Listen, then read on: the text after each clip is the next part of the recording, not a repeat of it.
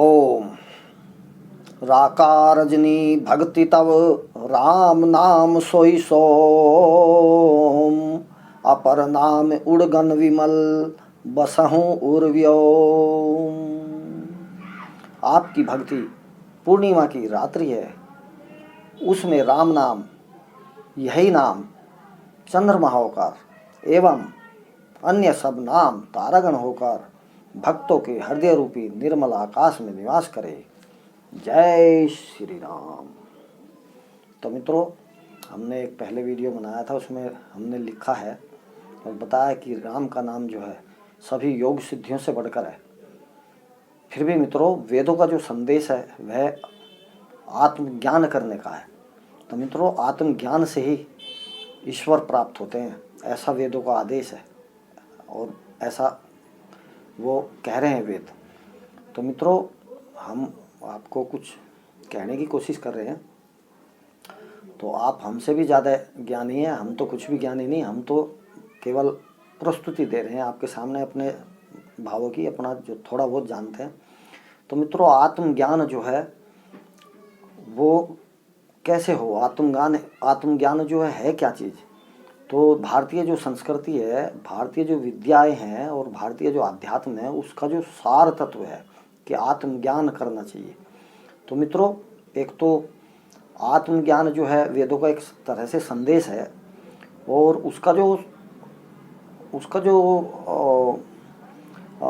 स्वरूप आता है वो ये है कि वसुधैव कुटुंबकम, कि अगर कोई आत्मज्ञानी है तो उसकी जो भावना है सबके प्रति प्रेम पूर्वक है।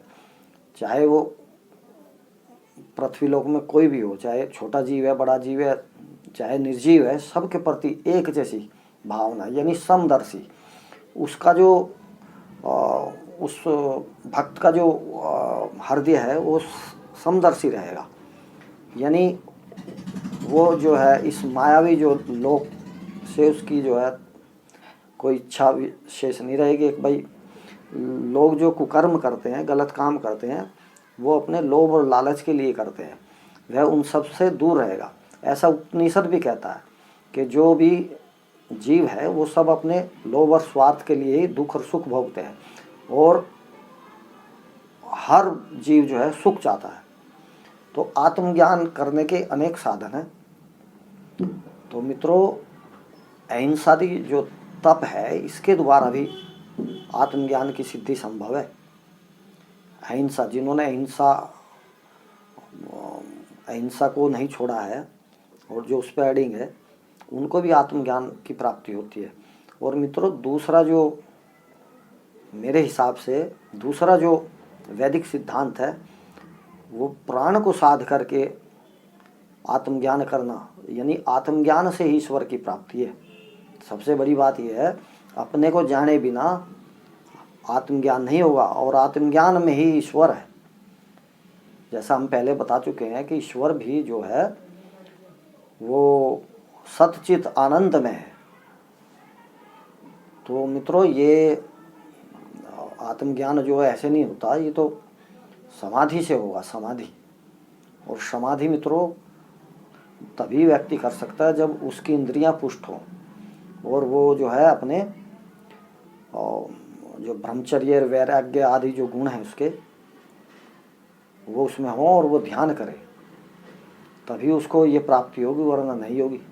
तो मित्रों, हम कहते ही आए हैं कि गृहस्थी जीवन जो है वो तो एक सेवा का जीवन है, उनको सेवा ही करनी चाहिए और थोड़ा बहुत प्राणायाम करके अपने शरीर को पुष्ट रखना चाहिए।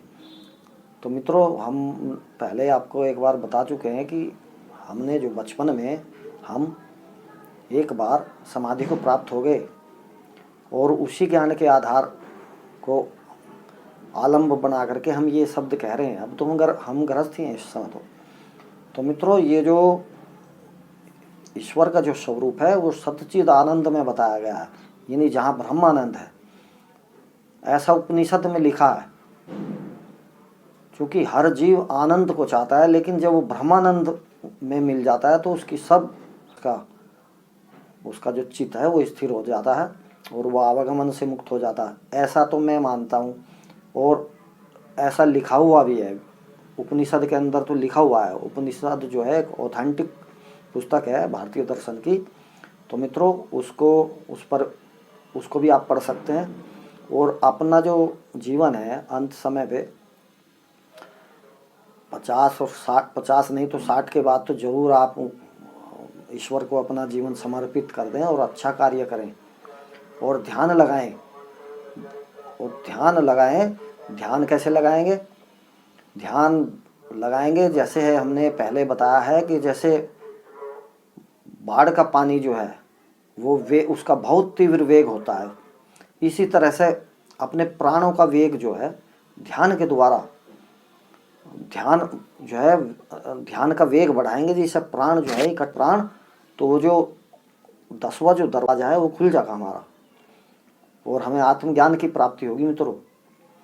मित्रों ये साधक के लिए बहुत कठिन कार्य तो नहीं है, लेकिन ये इस संसार में रहते हुए नहीं होगा। इसके लिए एकांत चाहिए। जिन्होंने एकांत में रहना सीख लिया है वही साधक इस भक्ति मार्ग में जो ये समाधि का जो ज्ञान है उसको जान पाएंगे। यानी आत्मज्ञान जो इस तरह से करना चाहते हैं, ये वैदिक ज्ञान है, वेदों में लिख रहा है ऐसा। उपनिषद के अंदर तो विशेष रूप से लिखा हुआ है, बहुत सारी बातें लिखी हुई हैं उपनिषद के अंदर। और तो मित्रों ये तो बहुत, भारतीय दर्शन तो बहुत गहरा समुद्र है, एक समुद्र की तरह से। तो ये जो भारी दुनिया है उसके लिए तो नया हो सकता है, लेकिन भारतीय दर्शन जो है उसमें आत्मज्ञान को सर्वश्रेष्ठ ज्ञान माना गया है और सभी के लिए कल्याणकारी है। और यानी कि जो कहते हैं कि भवसागर ये संसार ही है, इससे छूट जाता है जीव। जन्म जन्म की उसकी जो तृष्णा है वो बुझ जाती है और वो उस सागर में मिल जाता है। तो बहुत से लोग तो मित्रों कहते हैं ईश्वर नहीं है, लेकिन मित्रों ईश्वर का पता तब लगेगा जब हम बूढ़े होते चले जाएंगे, अपने आप ईश्वर का ध्यान हमें होता चला जाएगा। तब तक अहंकार रहता है मनुष्य के अंदर, जब तक वो उस चीज़ को स्वीकार नहीं करता, लेकिन अंदर अंदर जरूर स्वीकार कर लेता है। तो जैसे ही हम बुजुर्ग होते जाएंगे हमारी जो है बुद्धि और ईश्वर की तरफ अपने आप चलती जाएगी, क्योंकि ईश्वर जो है सर्वाधार है और कण कण में बसे हैं, ये तो गीता में भी लिख रहा है। और सब कुछ वही करते हैं, पत्ता पत्ता उन्हीं के आदेश से हिल रहा है मित्रों। तो मित्रों आज के लिए इतना ही। और अपना चैनल है पूर्ण काम योग। मित्रों ऐसा ही कुछ बताते हैं हम, थोड़ा अध्यात्म का, थोड़ा आयुर्वेद। और अपने चैनल को लाइक कर दें, सब्सक्राइब कर दें। जय श्री राम।